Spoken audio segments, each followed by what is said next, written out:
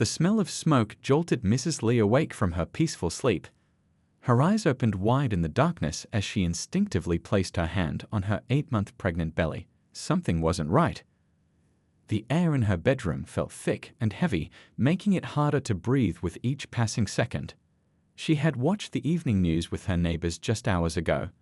The reporter had assured everyone that the forest fire was under control, safely contained 20 miles away from their small mountain town. But now, as she carefully pushed herself up from her bed, the orange glow outside her window told a different story. Her baby kicked strongly, as if sensing her growing unease. "It's okay, little one," she whispered, trying to keep her voice steady. The power had gone out, leaving her in darkness broken only by the eerie light of the approaching flames. She fumbled for her phone on the bedside table, knocking over a framed photo of her and her husband at their wedding. The phone's screen lit up, showing no service bars. Of course, the fire must have damaged the cell towers. Her husband was away on an important business trip in another city, and now she couldn't even reach him. The thought of being alone made her heart race faster, but she forced herself to stay calm. The baby needed her to think clearly. Through her second-floor bedroom window, she could see the disaster unfolding. The drought-stricken forest that had always been their town's pride was now its greatest threat. Massive pine trees, dried out from months without rain, transformed into giant torches. The wind, which had been gentle during the day, had shifted overnight, driving the flames straight toward their community. She could hear her neighbors now, car engines roaring to life, doors slamming, and voices calling out in the dark. The sounds of evacuation filled the night air, mixing with the distant roar of the approaching fire. Mrs. Lee grabbed her emergency bag, the one she had packed for the hospital when her time came. How ironic that she might need it for a completely different emergency. The smoke was getting thicker. She covered her nose and mouth with a damp cloth from her bathroom, remembering what she learned in a community fire safety meeting last summer. "Always stay low," the firefighter had said. "Smoke rises." She crouched slightly, awkward with her pregnant belly, and made her way down the stairs of her home. Each step felt like a small victory. The baby moved again, more urgently this time. "We're going to be fine," she said out loud, her voice echoing in the empty house. She had to believe it. The hallway walls were lined with photos, her life's moments captured in happier times. Would she ever see them again? The heat was becoming unbearable as she reached her front door. Through the window, she could see her neighbors' cars speeding away, headlights cutting through the smoky darkness. Her own car was parked in the driveway, just a short walk away. If she could just reach it. Mrs. Lee opened her door and stepped outside. The world had transformed into something apocalyptic.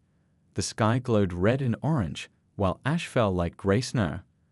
The beautiful pine trees that lined their street now looked like menacing shadows against the fire's light. The air itself seemed alive, crackling with heat and danger. She clutched her emergency bag tighter and started toward her car. That's when she felt it, a sharp pain that made her stop in her tracks. No, not now. This couldn't be happening now. But there it was again, stronger this time. The baby was coming. 3 weeks early, in the middle of a firestorm.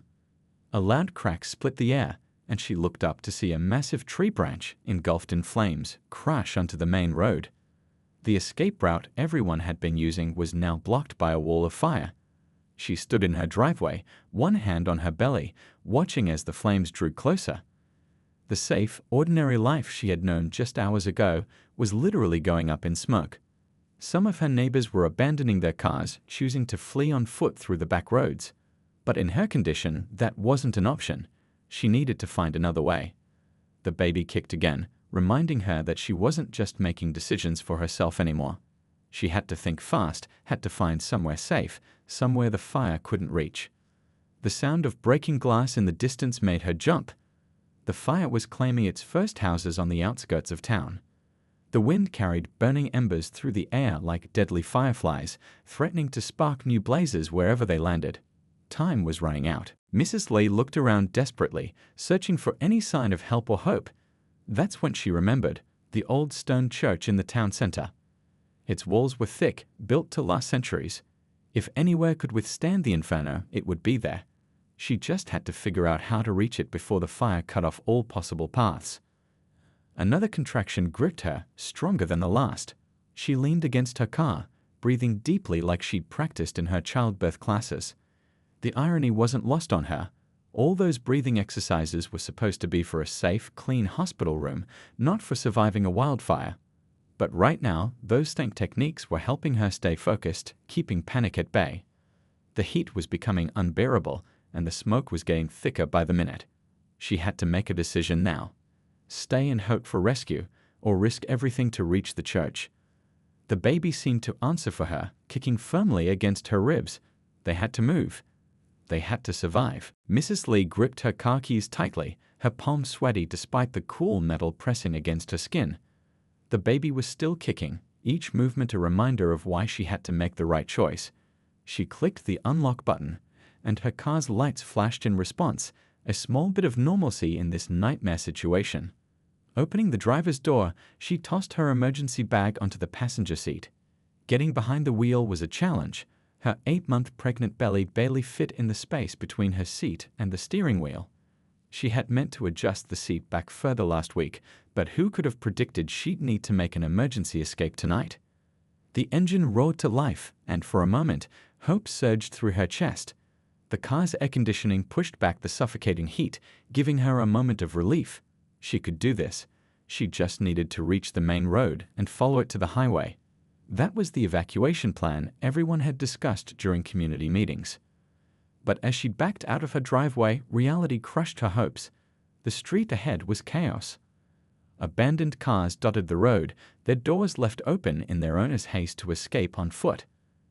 The massive fallen tree branch she'd seen earlier wasn't just blocking the road, it had become a wall of flames, cutting off the main escape route. Another contraction hit, stronger than before. Mrs. Lee breathed through it, gripping the steering wheel until her knuckles turned white. "Not yet, little one," she whispered. "We need to find somewhere safe first." The baby responded with a series of kicks, as if trying to argue with her timing. She turned the car around, trying to remember the back roads she'd driven 100 times before.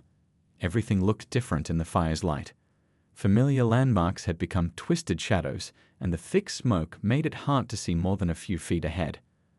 Her headlights seemed useless against the gray-orange haze. The car's thermometer showed the outside temperature rising rapidly. Houses that had stood for generations were starting to catch fire, decades of memories turning to ash in minutes. Mrs. Lee tried not to think about her own home, about the nursery she and her husband had spent weekends preparing. The tiny clothes, the handmade blanket from her mother, the carefully chosen stuffed animals, all of it might be gone by morning. She turned down Oak Street, then had to brake suddenly. A family was running across the road, carrying what looked like photo albums and a pet carrier. The father waved at her frantically, pointing behind her. In her rearview mirror, she saw why. A massive fireball was rolling down the street she'd just left, consuming everything in its path. The contractions were coming closer together now. Mrs. Lee checked her watch, 15 minutes apart. Too close, much too close. She needed to find shelter soon. The baby wasn't going to wait for the fire department to rescue them. She tried another route, but each turn revealed new obstacles. Fallen power lines sparked dangerously across one road. Another was completely hidden behind a wall of smoke. The town she knew so well had become a maze of fire and debris. Her car's gas gauge was dropping steadily. All this circling around was burning precious fuel. Through her open window, she could hear distant sirens and the occasional explosion as propane tanks or vehicles succumbed to the heat. The wind was getting stronger, driving the flames faster than anyone had predicted. She caught glimpses of other people running, some carrying children, others helping elderly neighbors. Despite the danger, people were still looking out for each other. A particularly strong contraction made her slam on the brakes. This one lasted longer, forcing her to focus entirely on breathing through the pain. When it finally passed, she looked up to see that she had stopped right in front of old Mrs. Wong's house. The elderly woman was standing on her porch, clutching a small suitcase, looking lost and afraid. Without hesitation, Mrs. Lee honked her horn and waved. She couldn't leave her there. Mrs. Wong had been the first to welcome her to the neighborhood, had even helped plant flowers in her garden. The old woman hurried to the car as quickly as she could, her relief visible even through the smoky air. "The church," Mrs. Wang said as soon as she got in, her voice shaking but determined. "My grandson is a firefighter. He always said if there's ever a big fire, the stone church is the safest place in town. Its walls are 2 feet thick." Mrs. Li nodded, grateful for any direction in this chaos. But as they turned toward the town center, another massive tree fell across their path, its branches still crackling with flames. They were running out of options, and fast. The baby moved again, more insistent than ever. Mrs. Li could feel the pressure building, her body preparing for what was coming whether she was ready or not. She looked at Mrs. Wang, then at the blocked road ahead, and made a decision. They would have to continue on foot. The church wasn't far, maybe 6 or 7 blocks, but in her condition, it might as well have been miles. "We can make it," Mrs. Wang said firmly, reading the fear on her face.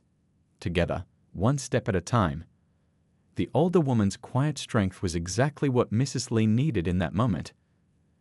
They grabbed the emergency bag and helped each other out of the car into the smoke-filled night. Above them, the sky had turned an angry red, and ash fell like apocalyptic snow. But somewhere in that direction was safety. They just had to reach it before the baby decided to make its appearance. The old stone church stood like a fortress against the red sky, its bell tower rising above the smoke that choked the streets. Mrs. Li and Mrs. Wang made their way toward it slowly, supporting each other with each step. The pregnant woman stopped every few minutes as contractions rippled through her body, growing stronger and more frequent. "Almost there," Mrs. Wang encouraged, her voice gentle but firm. Despite her age, she remained steady, helping Mrs. Li navigate through the ash-covered streets. They weren't alone in their journey. Other townspeople were emerging from the smoke like ghosts, all heading toward the same sanctuary. The church's heavy wooden doors stood open, welcoming anyone seeking shelter. Inside, the air was clearer, though the smell of smoke still lingered.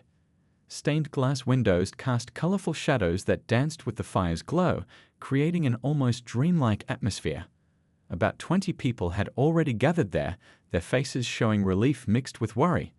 A woman with gray streaked hair rushed forward to help them. "I'm a retired nurse," she said, guiding Mrs. Li to a pew.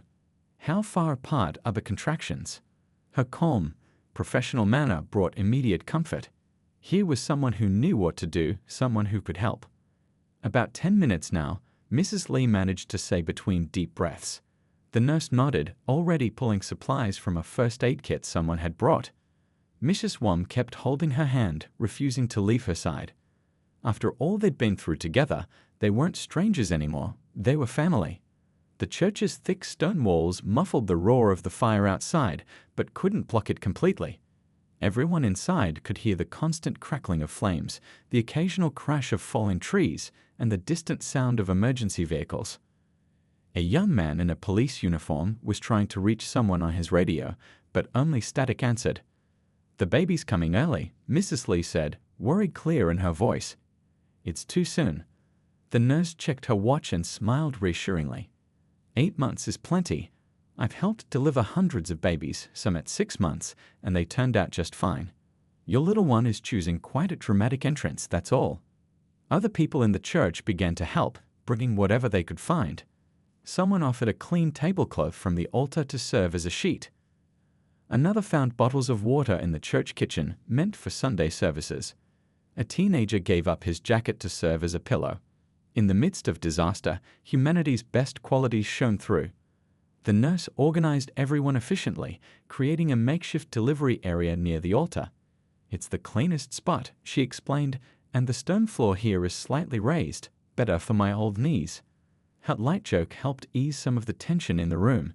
She asked a few of the stronger men to move some pews, creating a more private space. Mrs. Li tried to focus on her breathing, just like she'd practiced in her birthing classes. But those classes hadn't prepared her for giving birth in a church during a wildfire. She thought of her husband, probably frantic with worry, unable to reach her. She thought of their home, their carefully made plans, all the normal things they'd expected for their baby's arrival. A particularly strong contraction made her gasp.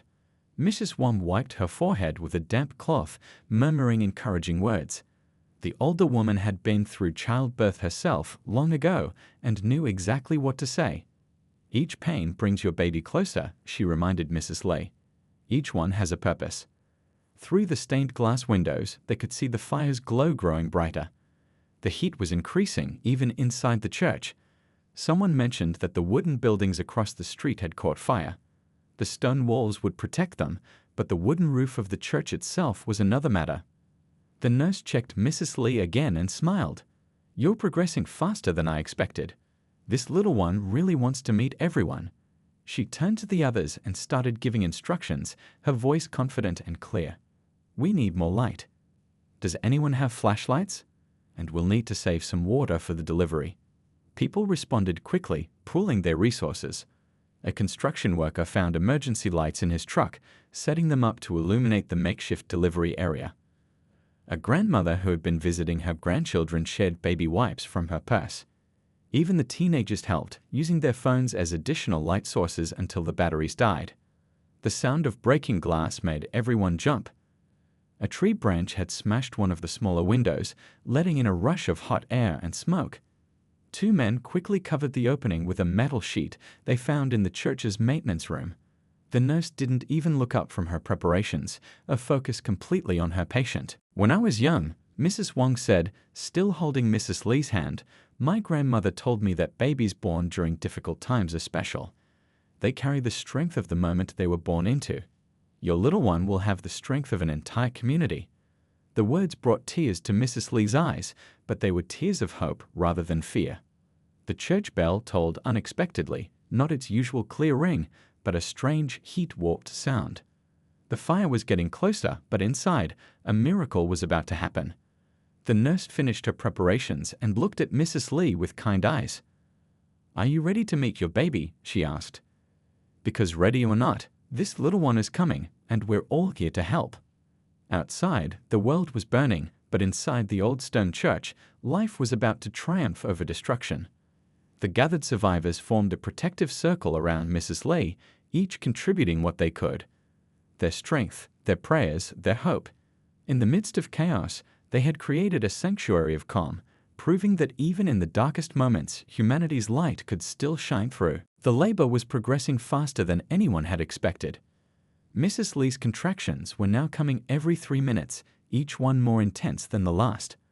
The retired nurse stayed close, checking vital signs and offering encouragement, while Mrs. Wong continued holding her hand, whispering soothing words in both English and Chinese. The heat inside the church was becoming unbearable. Sweat glistened on everyone's faces as they worked together to keep their sanctuary as cool as possible.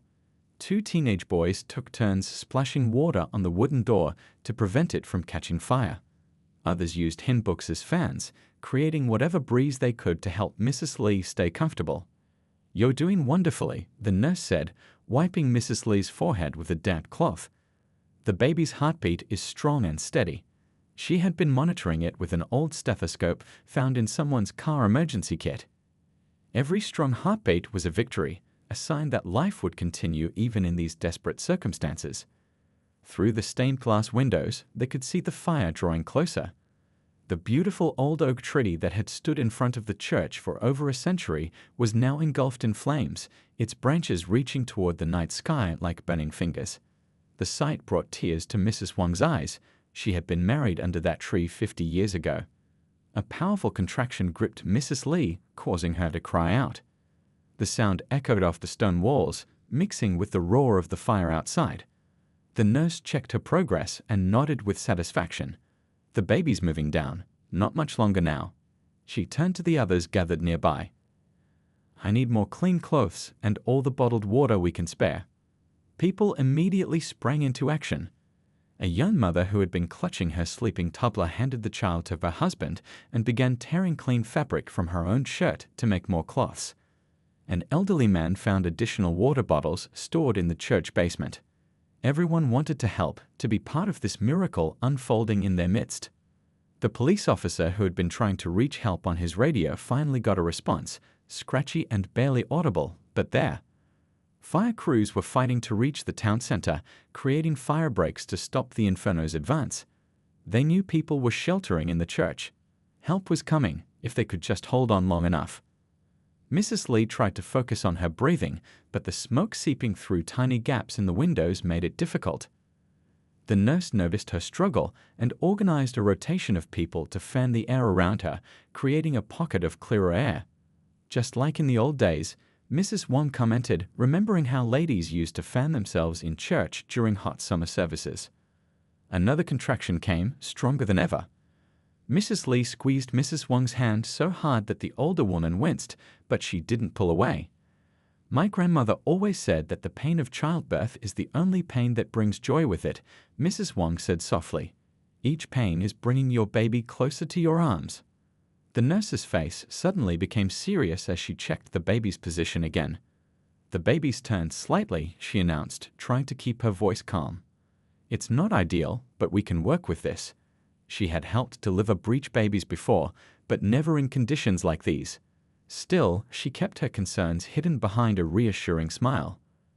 The construction worker who had provided the emergency lights noticed the worry in the nurse's eyes. Without being asked, he moved one of the lights closer, positioning it perfectly to give her better visibility. Small acts of kindness and understanding filled the church, creating a web of support around the laboring mother.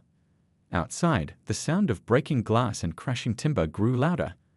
The businesses across the street, the grocery store, the coffee shop, the bookstore where Mrs. Lee had bought her first parenting books, were all succumbing to the flames. The church's stone walls continued to protect them, but for how much longer? A young girl, perhaps 12 years old, began to sing softly, an old hymn about peace and protection. Others joined in, their voices creating a gentle backdrop that helped mask the frightening sounds from outside. Mrs. Lee focused on the melody, using it to time her breathing just as she had used the electronic monitors in her birthing classes. The nurse positioned herself at the ready, knowing the moment was near. With the next contraction, I need you to push, she instructed. Your baby is ready to meet the world, and we're all here to help. She looked around at the gathered faces, strangers just hours ago, now united in their determination to bring this new life safely into the world. Mrs. Lee thought of her husband, wishing he could be here. But as she looked at the concerned faces surrounding her, at Mrs. Wong's unwavering support, at the nurse's confident hands, she knew she wasn't alone. Her baby would be born into the arms of an entire community, surrounded by people who had risked their own safety to help a neighbor in need. The next contraction began building, and Mrs. Lee prepared herself. The wood beams high above creaked ominously from the heat, and ash fell like gray snow outside the windows, but in this moment, all that mattered was the miracle about to happen. In the midst of destruction, new life was fighting to emerge, proving that hope could survive even the hottest fires. The old stone church had become an island in a sea of fire. Through the windows, they could see buildings crumbling, trees falling, and the sky growing redder by the minute. But inside, a different kind of energy filled the air, the powerful, primal force of new life fighting to enter the world. Mrs. Lee was pushing with all her might, drawing strength from the encouraging words around her. The nurse kept her voice steady, guiding her through each contraction. That's it, just like that. You're doing perfectly. Mrs. Wong continued holding her hand, her presence unwavering despite her own exhaustion. The teenage boys who had been guarding the door reported that the heat outside was becoming unbearable. The metal doorknob was too hot to touch now. Everyone could hear the wooden roof beams groaning above them, stressed by the intense heat. The police officer organized a group to keep wetting the roof from inside using their remaining water, hoping to prevent it from catching fire. I can see the baby's head, the nurse announced, her voice filled with joy despite the circumstances. But the little one is facing up. We call this sunny side up. She kept her tone light, though she knew this position would make the delivery more challenging. We'll need to work extra hard for the next few pushes.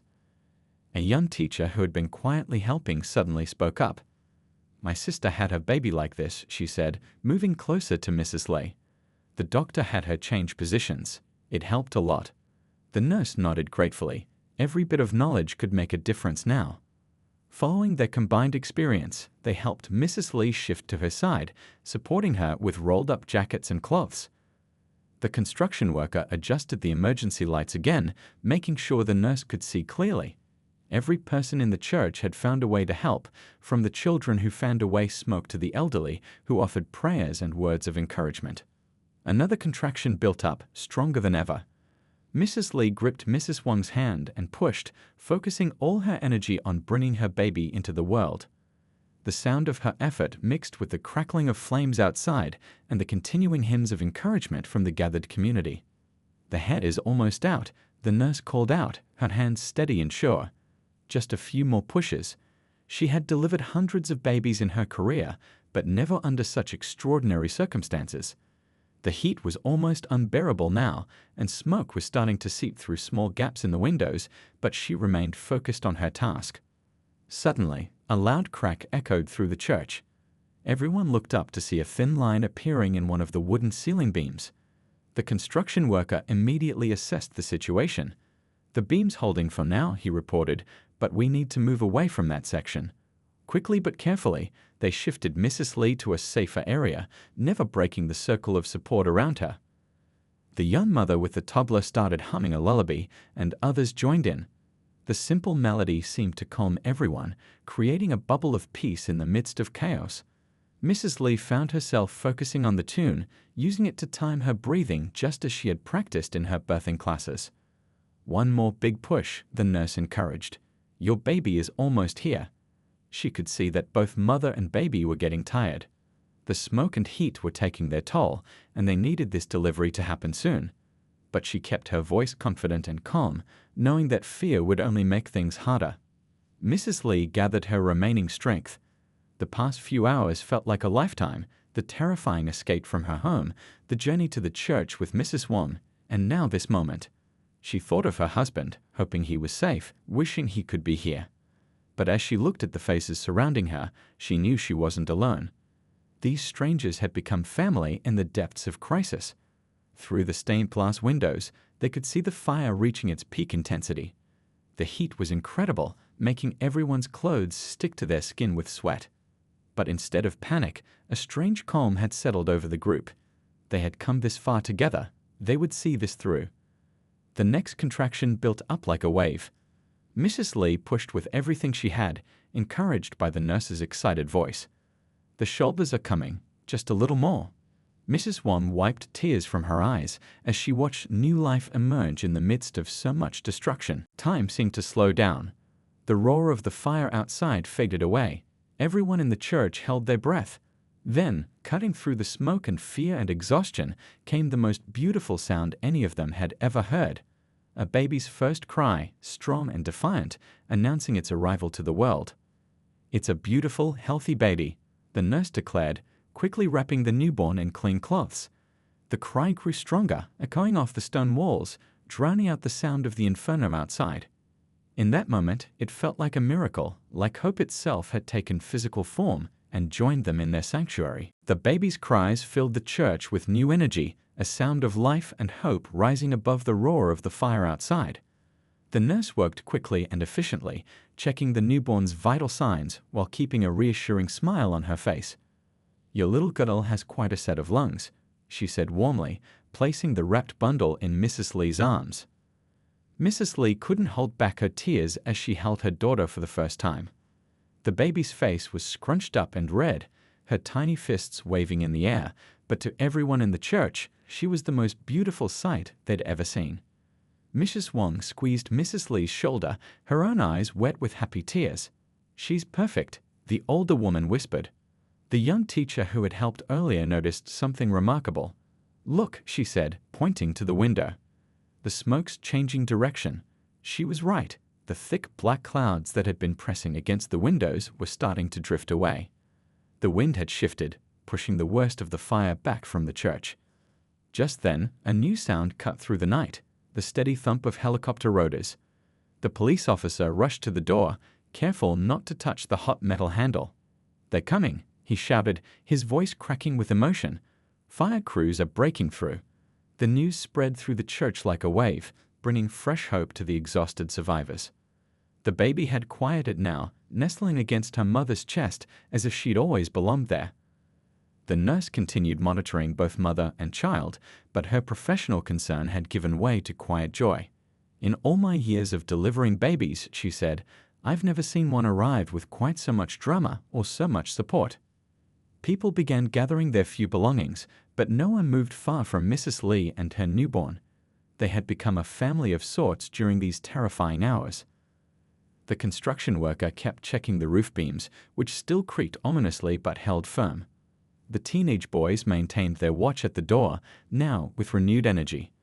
Through the windows, they could see flashing lights approaching, red, blue, and white cutting through the smoke. The fire trucks were getting closer, their sirens growing louder. The baby stirred at the noise but didn't cry, as if she knew these sounds meant safety was coming. Mrs. Lee touched her daughter's tiny face with trembling fingers. "You're going to have quite a story to tell someday," she whispered. The baby opened her eyes for the first time, dark eyes seeming to take in the extraordinary scene around her, the stone walls that had protected them, the stained glass windows glowing with fire's light, and the faces of all the people who had helped bring her into the world. The grandmother who had shared her baby wipes earlier came forward with a surprising gift, a small gold cross on a chain. "I was saving this for my granddaughter," she explained, "but I think your little one should have it. To remember this night and all the people who were here."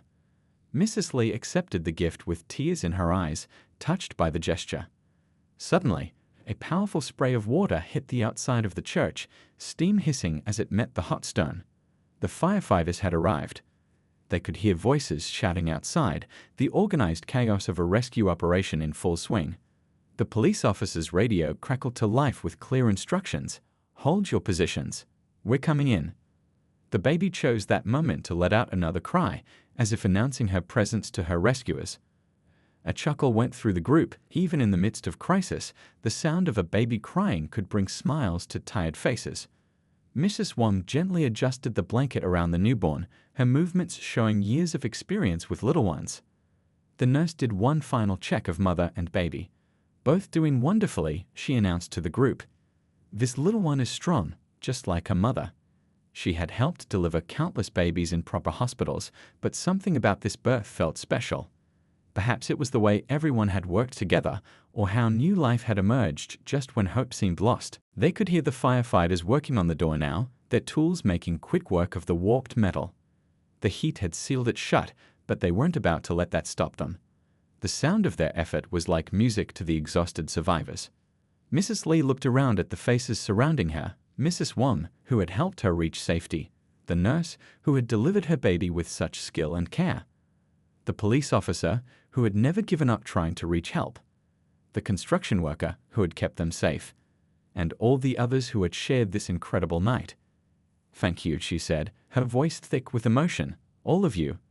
I'll never forget what you've done." The door finally burst open, letting in a rush of cooler air and the silhouettes of firefighters in full gear. They paused for a moment, taking in the scene before them, the gathered survivors, the exhausted but happy mother, and the newborn baby, all safe within the ancient stone walls that had protected them through the worst of the fire. As the firefighters began helping people out of the church, the baby made a small, contented sound, as if she knew the danger had passed. She had been born in the midst of destruction, but her first hours had been filled with more love, courage, and human kindness than many people experience in a lifetime. Dawn broke over the mountain town, revealing a changed landscape. The rising sun painted the sky in shades of pink and gold, its light mixing with the last wisps of smoke that still curled up from the charred remains of buildings and trees. The old stone church stood proud among the ashes, its walls blackened but undefeated, a testament to the miracle that had happened within. At the regional hospital 20 miles away, Mrs. Lee cradled her newborn daughter in a clean, quiet room. The baby slept peacefully, unaware that she had already made history as the miracle baby born in the heart of the wildfire. Nurses and doctors kept coming by, not just to check on them, but to hear the incredible story of her birth. The door burst open and Mrs. Lee's husband rushed in. He had driven all night, breaking speed limits and pleading with police at roadblocks to let him through. His eyes were red from crying and lack of sleep, but his face lit up with joy when he saw his wife and daughter safe. "I tried so hard to reach you," he said, gathering them both in his arms. The phones were down, the roads were blocked. "We weren't alone," Mrs. Lee assured him, sharing the story of their incredible night. She told him about Mrs. Wong's bravery in helping her reach the church, about the retired nurse who delivered their baby with such skill and care, about the entire community that had come together to protect them. With each detail, her husband's eyes grew wider, filled with gratitude for these strangers who had become family. The baby stirred and opened her eyes, seeming to study her father's face. He touched her tiny hand with trembling fingers, and she gripped his finger with surprising strength. "She's already so strong," he whispered, "just like her mother." The gold cross from the grandmother in the church glinted at the baby's neck, a permanent reminder of the night she was born. Throughout the day, visitors began arriving. Mrs. Wong was first, bringing a hand-knitted blanket she had somehow salvaged from her home. The retired nurse came next, her professional manner giving way to tears of joy when she saw the healthy baby. One by one, their church companions appeared, each carrying small gifts and big smiles. The construction worker brought a piece of the church's wooden beam, smoothed and polished into a small plaque with the date carved into it. "Something to remember the night by," he said gruffly, trying to hide his emotion. The teenage boys who had guarded the door brought a teddy bear wearing a tiny firefighter's helmet, making everyone laugh. News reporters gathered outside the hospital, eager to share the story of the miracle baby born in the fire. But for those who had been there, no news story could capture the true power of what they had experienced. It wasn't just about survival. It was about how crisis had turned strangers into family, how hope had bloomed in the darkest moment. The police officer who had kept trying his radio stopped by with surprising news. "The fire changed direction right after your baby was born," he explained. "The wind shifted suddenly, giving the firefighters the break they needed. Some are calling it a miracle." He paused, then added with a smile, "Just like your little one." Later that afternoon, the town's fire chief visited. He stood at the window, looking out at the smoke-stained sky, and shook his head in amazement. "That church shouldn't have survived," he said. "The buildings on either side were completely destroyed. But somehow those old stones held." He turned to Mrs. Lee and her baby. "Sometimes I guess we get reminded that hope is stronger than fire." Mrs. Lee's husband had brought their laptop, and together they looked at news photos of their neighborhood. Their house had survived, though with some damage. "We can rebuild," he said softly. "What matters is that you're both safe." The baby made a small sound of agreement, bringing smiles to their faces. The young teacher who had helped during the birth arrived with a special gift, a journal. "For writing down everything that happened," she explained. "So your daughter will know her story someday. How she came into the world surrounded by love and courage, protected by stone walls and human hearts." As evening approached, Mrs. Lee and her husband sat together, watching their daughter sleep. Through the hospital window, they could see the sun setting behind the mountains. The same view that had been obscured by smoke and flames just 24 hours ago was now clear and beautiful. "What should we name her?" her husband asked softly. Mrs. Lee touched the gold cross at her daughter's neck, remembering the grandmother's gift, thinking of the church that had sheltered them, of the community that had become family in one extraordinary night. "How about hope?" she suggested. "Because that's what she gave us all, right when we needed it most." Her husband nodded, understanding perfectly. Their daughter would grow up knowing that she had entered the world at a moment when hope seemed lost, and her very first cry had helped reignite it. Outside the hospital, life was already moving forward. Recovery teams were assessing damage, insurance adjusters were making notes, and families were beginning to plan their rebuilding. But something else was happening too. People who had been strangers before the fire were checking on each other, sharing resources, offering help. The wildfire had destroyed buildings and trees, but it had also revealed something powerful about their community. In the face of disaster, they had discovered their shared humanity, their capacity for courage and kindness. And in the midst of all that, a new life had come into the world, reminding everyone that even in the darkest moments, hope finds a way to shine through.